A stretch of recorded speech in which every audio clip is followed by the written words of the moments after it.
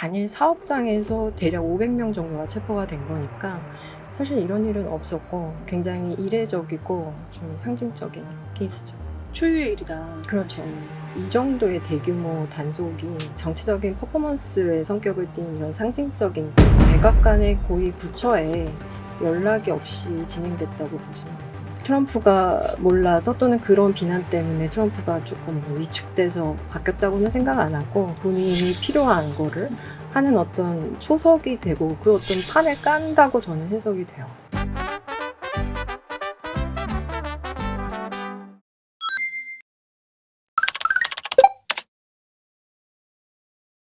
큰 카테고리는 불법 취업이 문제가 된 거고요.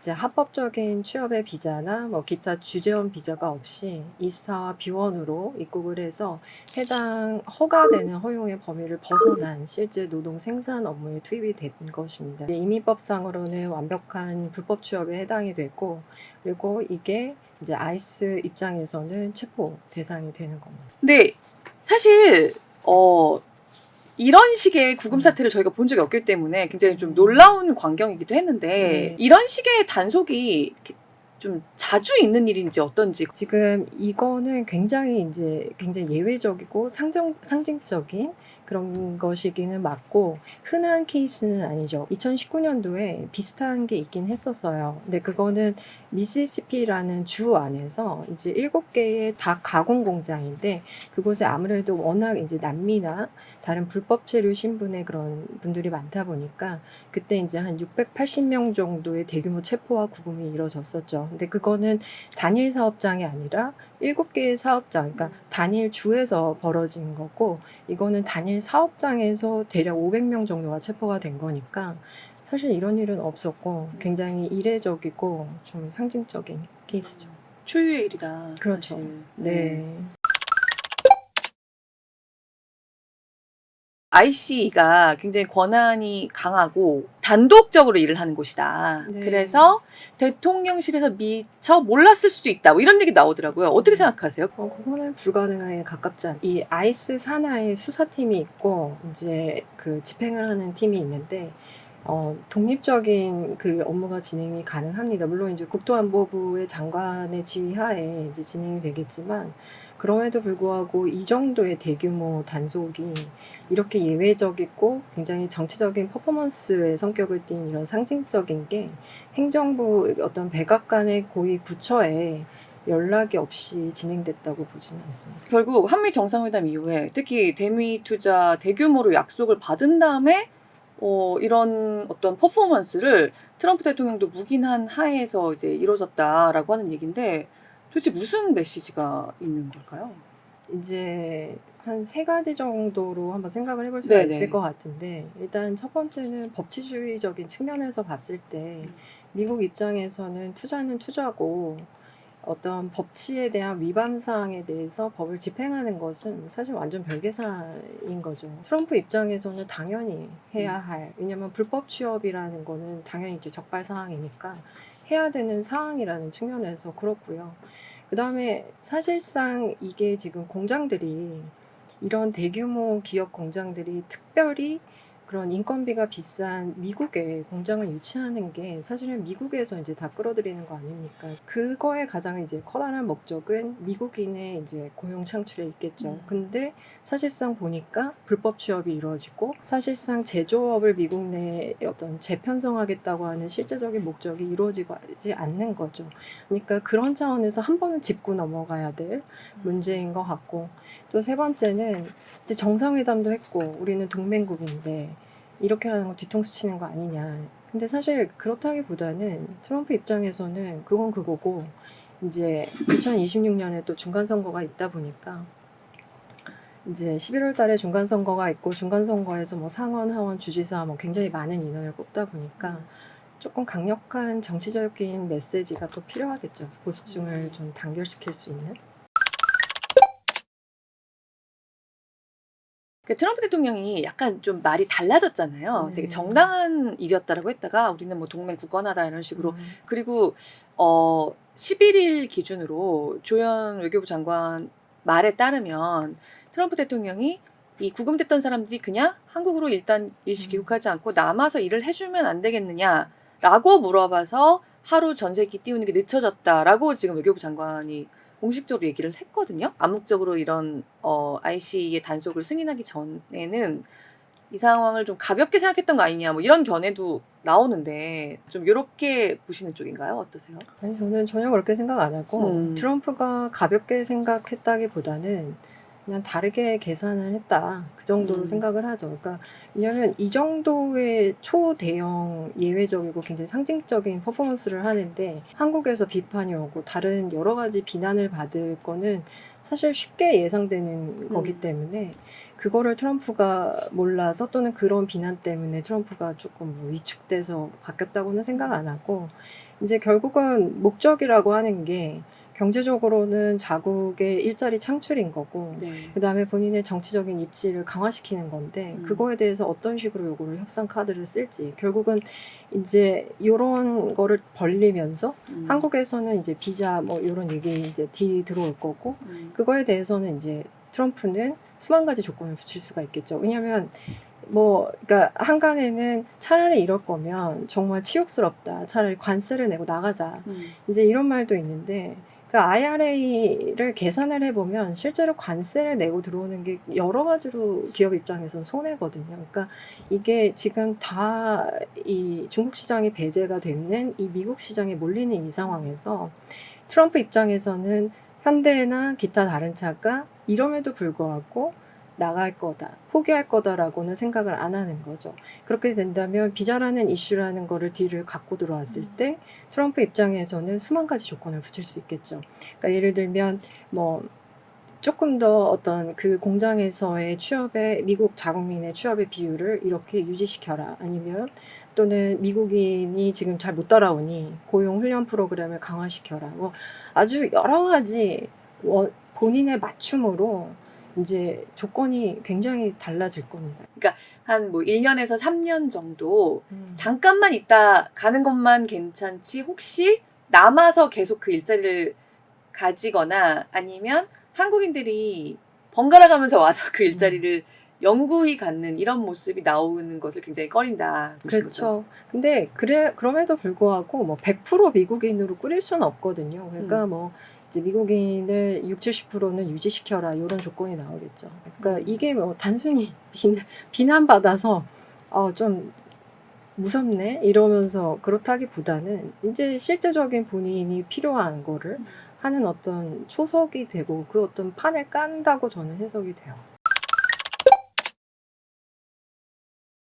미국에서도 좀 보수 매체라고 쓰는 폭스뉴스 같은 데서도 약간 비판적인 논조가 나오기도 하고 또 한편에서는 아니다 정당한 일을 했다 이렇게 좀 견해가 갈리는 것 같던데 약간 여론이라는 게 분위기가 있지 않습니까? 좀 어느 쪽으로 더 이렇게 흐르는 느낌이라고 생각하세요? 일단은 기본적으로는 공화당과 민주당 지지자대로 좀 비슷하게 나오는데 제가 보기에는 조금 더 부정적으로 보는 게 조금 더 우세한 것 같아요. 트럼프의 조치에 대해서 조금 더 이제 부정적으로 보는 시각은 있는 것 같고 그럼에도 이제 사실은 이게 법 집행의 방법은 좀 과했지만 집행은 불가피했다는 거는 민주당과 공화당 다 이견이 없는 상황이거든요. 근데 이제 너무 심했다. 그리고 이게 이제 어떤 다른 투자에 대해서 위축을 하고 실제로 조지아에서도 좀 문제가 발생하는데 이제 이런 것 때문에 다른 이제 일반적인 미국 시민들도 좀 걱정을 하는 거지 어떤 법 집행이 잘못됐다고 생각은 안 하는 거죠. 실제로는. 폭스뉴스는 트럼프의 조치에 대해서는 인정을 하는 거고요. 다만 이러한 조치가 한국에서의 반응이 굉장히 날카롭고 날이 섰다.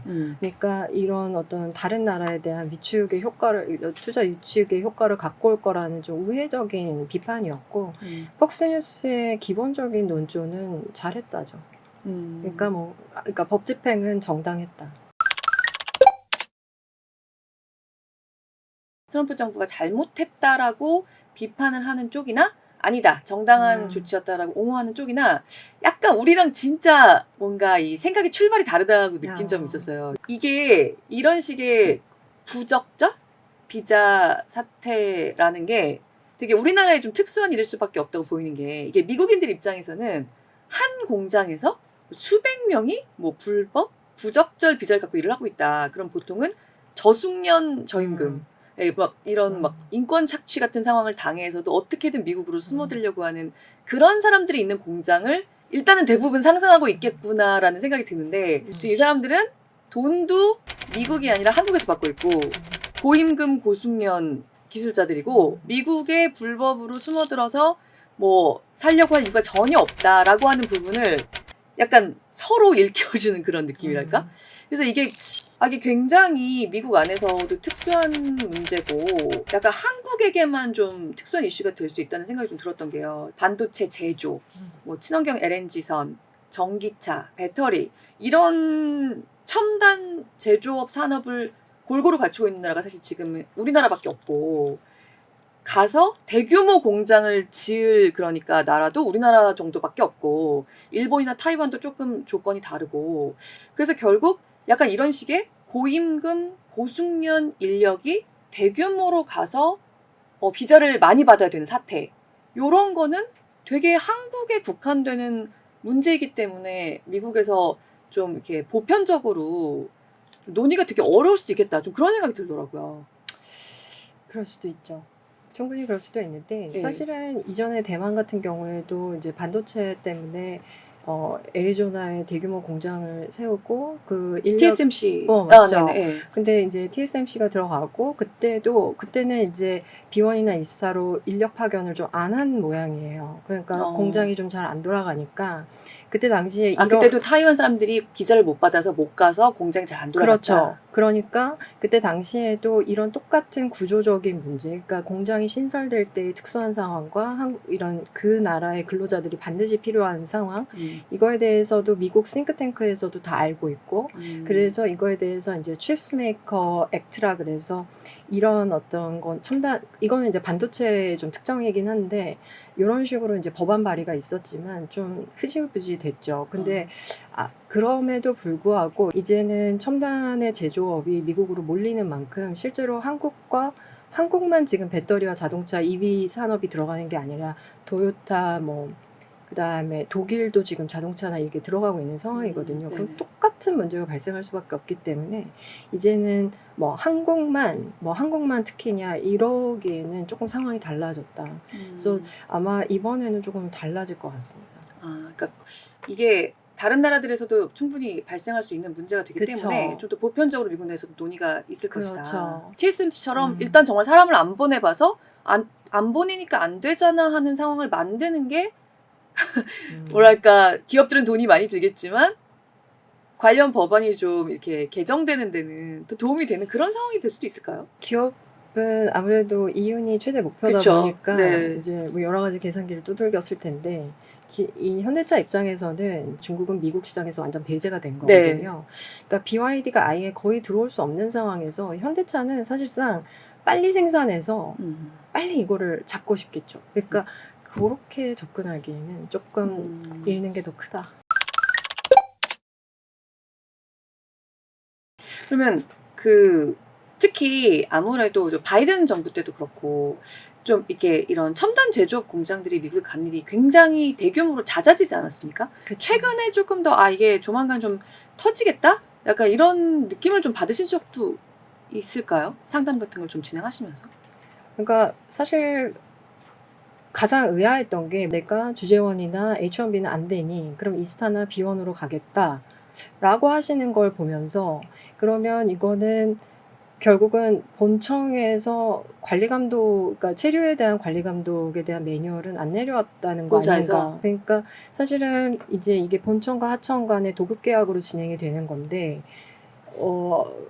도급자의 입장에서 우리는 도급 계약을 맺은 거니까 알아서 해. 이제 약간 너무 이런 식으로 조금 분리시켜서 본청에서 좀 해석을 한 게 아닌가. H1B 비자 발급에는 굉장히 좀 시간이 좀 많이 걸리는 편이잖아요. 이제 그러다 보니까 이제 기업들이 좀 이런 방식을 택할 수밖에 없었다. 뭐 이런 얘기 나오는데 그런 견해에 대해서는 어떻게 생각하세요? 아무래도 단기 비자를 활용하지 않고서는 미국이 원하는 공기도 맞추기가 힘들다. 굉장히 많이 제가 상담을 했었는데 일단은 H1B라고 하는 취업 비자는 그 원청의 직고용이 돼야 되는데 일단 직고용 상태가 아니고 아니면은 이분들이 L이나 E2와 같은 주재원 비자를 별도 파견을 받아야 되는데 이 경우에는 한국에 있는 본인들의 법인에서 미국의 법인을 세우고 그러면 일루 파견을 보내서 여기서 그 LG나 현대차와 도급 계약을 맺어야 돼요. 그런데 이 도급 계약에서도 이제 뭐 조금 더 깊이 들어가면 문제가 되는 게 있는데 요런 세팅 자체가 조금 구조적으로 이분들한테는 좀 번거롭고 그다음에 굉장히 제가 상담했을 때 보면은 그 파견의 시점이 굉장히 급박할 때가 많았거든요. 그러니까 이게 조금 안 맞는 거죠. 그리고 이분들이 또 걱정하는 게 여기서 율로 파견을 보내는 이 비자 자체가 이분들의 조건이 안 맞는 경우가 많아서 하청 경우에는 좀 규모가 작아서 이게 규모가 작을 경우에는 또 이런 비자의 거절률이 높아질 수 있어요. 이게 왜냐면은 미국의 법인 설립이 어떤 껍데기 유령 회사처럼 만든다고 보고 있기 때문에 미국 가서 다른 도급 계약만 맺으려고 하고 어떤 이중 계약을 맺으려고 하는 거로 봐서 거절률이 매우 높고 그럼 이런 하청업체들은 그러니까 제가 만약에 이거는 좀 거절률이 높아 보이니까 이사가 안 되거든요. 그러니까 이분들은 반드시 미국에 입국해야 되는 상황이 있고 이게 이렇다 보니까 그분들이 구조적으로 그렇게 할 수밖에 없는 관행이 좀 어쩔 수 없었죠. 이분들이 또 나중에 뭐가 문제가 되냐면 너무 이런 이사나 비원을 갖고 잦게 미국에 입국하거나 또는 너무 장기 체류가 되면서 입국이 뭐 몇 번째는 거절이 되거나 아니면은 입국이 거절됐으니까 이제 비자를 받아야 되는데 그때는 불법 취업이 의심이 되니까 대사관 차원에서 비자가 거절되고 그러니까 이게 저만 상담한 케이스도 이제 수십 건에 달하고 이제 많으니까 이게 공항에서는 상당히 누적이 돼 있겠다라는 생각이 들죠. 그리고 아무래도 이제 입국할 때는 뭐 예를 들어서 어디로 가느냐, 뭐 이제 어디서 출장을 하느냐, 그러면 뭐 예를 들어서 현대차다. 그럼 거기에 하청 리스트가 사실상 알게 되기 때문에 이제 어느 정도는 파악을 하고 있었겠죠. 지금 이 현대차랑 LG 에너지 솔루션 그 합작 공장이 건설 중인데 현대 엔지니어링이 맡아서 하고 있거든요. 근데 지금 그 외에 다른 미국 내에서 짓고 있는 공장들은 다 이제 미국 업체들이 건설을 하고 있기 때문에 한국 업체가 들어와서 건설하고 있는 업체가 약간 본보기가 됐다. 이런 식의 분석도 있는데 어떻게 보세요? 근데 일단은 좀 원칙으로 돌아갈 필요가 있는 게 한국의 법 위반 사항이 좀 컸어요. 그러니까 너무 대규모였고 사실 이번에 잡힌 게 475명이긴 하지만 실제로 이런 식의 어떤 편법적인 어떤 출장과 파견은 사실 수년간 굉장히 오랫동안 지속이 됐던 거고 그 숫자를 다 합치면은 상당히 많을 거거든요. 위반 사항은 너무 명백하죠. 일단은 이거는 이 정도의 규모의 공장이 미국에서 투입이 될 거면 처음부터 체류 신분을 미국 정부와 협상했었어야 했다. 그게 맞는 거죠. 그러니까 저는 그렇게 생각해요. 그러니까 처음부터 잘못했다. 만약에 새로운 어떠한 조치가 취해지지 않고 이 상황에서 근본적으로 해결이 되려면 LG나 현대차에서 하청 내의 필수 직원들을 직고용을 해주셔야 돼요. 그러니까 본청에서 LG 에너지솔루션이나 현대차에서 하청 직원들을 직고용하지 않으면 미국에서 어떤 파일럿 프로그램을 만들어주지 않으면 하청 업체들은 못 간다. 구조적으로 맞지 않는 거죠. 이런 공장을 지원하는 인력을 보낼 만한 실제적인 체류 비자는 없고 그 책임을 온전히 이 거의 대부분의 하청분들이 감수해야 되는 상황이 온 거죠. 이 경우에는 직고용 아니면 비자의 어떤 시범의 파일럿 프로그램 신설 이 방법밖에는 현재 없어요. 근데 사실 우리가 전에 한미 FTA 협상을 할 때 이 비자 쿼터를 전문직 비자 쿼터를 좀 늘려달라는 사실 안건이 협상 테이프에 올라갔었거든요. 근데 그때 미국 쪽에서 받아들이질 않아서 사실 이제 비자의 신설이나 비자의 쿼터가 특별하게 예외적으로 인정된 나라가 호주, 싱가폴, 칠레밖에 없어요. 근데 당시에 좀 그 나라들이 좀 특별한 상징성을 갖고 있기 때문에 됐던 거고. 그러니까 예를 들면은 싱가폴 같은 경우에는 이제 이런 아시아권의 금융과 어떤 그런 이제 물자의 허브니까 어떤 상징적인 걸 하나 준 거고, 칠레 같은 경우에는 남미의 자유무역의 어떤 거점으로 상징적으로 또 하나를 특혜를 준 거죠. 그리고 호주 같은 경우에는 이제 또 오랜 동맹국이다 보니까 뭐 이라크, 아프간 파병에 대한 뭐 어떤 양보라고 해석하는 견해가 있는데, 아, 네. 뭐 그렇죠. 근데 우리나라 같은 경우에는 당시에는 이제 의회에서, 이제 미국 의회에서 통과를 안 시켰죠. 왜냐하면 너무 한국은 이미 잘하고 있는데 굳이. 근데 이번에는 좀 다를 거라고 보죠. 왜냐하면은 이 제조업의 재편성 과정에서 그러니까 불가피한 상황이라고 보는 거죠. 다만 이제 조금은 아마 다를 게, 이제 비자의 신설이라든지 쿼터를 아예 뭐 증가를 시키는 거는 그러니까 입법부의 승인이 반드시 필요하거든요. 근데 이렇게 되려면 시간도 굉장히 소요가 되고, 그거에 대해서 해줄지 말지는 잘 모르겠어요. 근데 장기적으로는 해줄 수는 있겠지만, 근데 이게 이제 의회에서 이제 아마 부닥칠 확률이 높은데, 그래서 이번에는 아마 대통령 행정명령 정도로 가능한, 그러니까 어떤 단기적인 허가 제도, 그래서 파일럿 프로그램 같이 일단 시행성으로 하나가 나와서 그런 식으로 일단은 보내주는 게 일단은 좀 긴급한 용도로도 쓰이면서 그게 가능한 조건일 것 같아요. 네, 그런 정도의 조치는 트럼프 정부에서도 전향적으로 할 것으로 보이는 분위기다. 왜냐하면은 본인들의 목적을 이루기 위해서, 이게 그러니까 그 첨단 산업의 제조업을 이 공급망 재편을 위해서는 지금 현재로서는 어쩔 수 없는 양보인 거죠. 어쩔 수 없는. 왜냐하면 그 공장을 처음 가동시키기 위해서는 불가피한 그러니까요. 상황이니까. 네.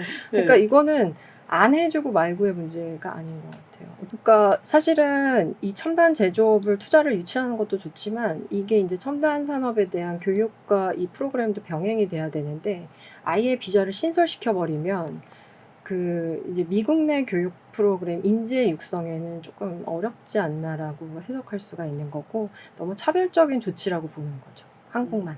근데 사실 트럼프 대통령이 되고 나서 뭐 이런 취업 비자 쪽도 승인이 많이 줄었잖아요. 그 말씀하신 대로 지금 트럼프 행정부에서 그런 측면을 생각을 하고 있다면 사실 그 취업 비자 승인이 더 줄어드는 거는 조금 이해하기가 좀 어렵거든요. 오히려 더 적극적으로 그런 부분은 오히려 적극적으로 더 잘 내줘야 되는 거 아닌가요? 생각이 정말 있는 건지가 약간 궁금해지는 대목인데요. 이런 대규모의 하청까지는 고려는 안 된 것 같아요. 그러니까 이제 하청들의 구조상 이렇게 그 합법적인 비자를 받고 들어가기가 어려운데, 그런 것까지는 생각을 안 한 거고, 그리고 이제 트럼프 일이라 그래서 취업 비자나 뭐 이런 거를 무조건 뭐 거절시키고 이러는 건 아니고, 안 될 케이스가 안 되는 거고, 될 거는 수월하게 됩니다. 그러니까 다만 하청의 구조상의 문제라고 보면 될 것 같아요.